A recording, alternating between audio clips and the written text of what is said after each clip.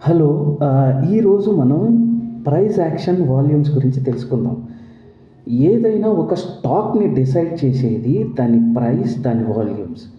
ఈ ప్రైస్, ఈ వాల్యూమ్సే first trend. మార్కెట్‌లో చాలా ట్రెండ్స్ ఉన్నాయి. కానీ ఫస్ట్ ట్రెండ్ అసలు మీకు తెలియాలి. మాది బుల్లిష్ వెళ్తుందా? సపోజ్ రిలయన్స్ షేర్స్ బుల్లిష్ ఉన్నాయా? బేరిష్ ఉన్నాయా? లేదంటే మొమెంటం లేదా? దీనికి అన్నిటికీ కారణం నాట్ ఓన్లీ రిలయన్స్, ఎవ్రీ షేర్‌కి కారణం ప్రైస్, వాల్యూమ్. ఈరోజు ఆ వాల్యూమ్ ఫస్ట్ చెప్పుకుందాం. నేను మిమ్మల్ని అందరిని అడుగుతున్నాను, వాట్ ఈజ్ వాల్యూమ్? వాల్యూమ్ అంటే ఇన్ జనరల్ టర్మ్స్ ఒక బై, ఒక సెల్ ఈక్వల్ అవటం ఒక్క వాల్యూమ్.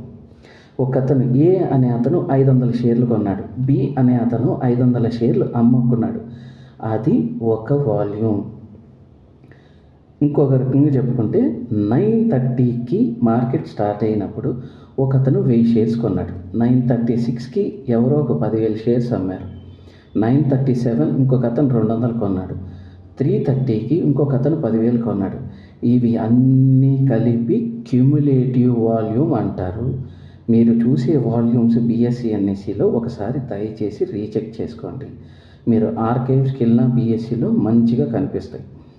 ఇప్పుడు ఈ వాల్యూమ్స్ని నేను ఈరోజు వాల్యూమ్ కనిపిస్తుందండి ఇక్కడ 2,35 lakhs కొంతమంది కనిపిస్తుంది అని, అదొకసారి మీరు కరెక్ట్గా క్యుములేటివ్ వాల్యూమా, మామూలు వాల్యూమా ఈరోజు మీరు చెక్ చేసి నాకు చెప్పాలి. సెకండ్ థింగ్, వాల్యూమ్ ప్రకారం స్టాక్ అనేది అప్ ట్రెండ్లో ఉందా, డౌన్ ట్రెండ్లో ఉందా అని తెలుసుకోవటం ఎలా? ఈరోజు వాల్యూమ్ లాస్ట్ 10 days వాల్యూమ్ కంటే ఎక్కువ ఉంటే, మళ్ళీ చెప్తున్నాను, ఈరోజు వాల్యూమ్ లాస్ట్ 10 days వాల్యూమ్ కంటే ఎక్కువ ఉంటే ఆ షేర్ బుల్లిష్ కార్నర్లో ఉన్నట్టు.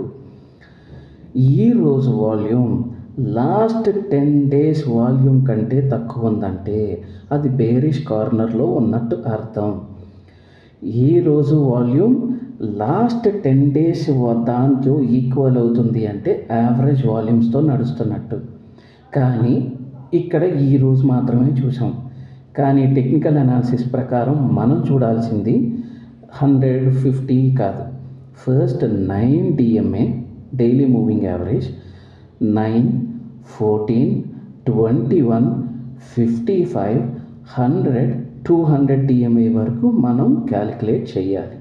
అప్పుడే లాంగ్ టర్మ్లో బుల్లిష్ ఉందా, బేరిష్ ఉందా, మిడ్ టర్మ్లో బుల్లిష్ ఉందా, బేరిష్ ఉందా, లేదంటే ఈరోజు నేను ఇంట్రాడే ఆడాలి, దానికి బుల్లిష్, బేరిష్ మీరు క్యాలిక్యులేట్ చేయాలి. ఇంకా మీరు